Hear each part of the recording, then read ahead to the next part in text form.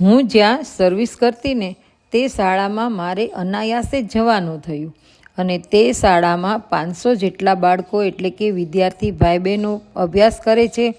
અને તેમને તેમની જ શાળાના શિક્ષિકા બહેનો કે જે હર્ષાબેન તેમજ ધરતીબેન તરફથી બાળકોને પાઉંભાજી જમાડવાનો પ્રોગ્રામ હતો અને મને જાણવા મળ્યું કે શાળાના તમામ બહેનો 9 વાગ્યાથી મધ્યાહન ભોજનના બહેનોને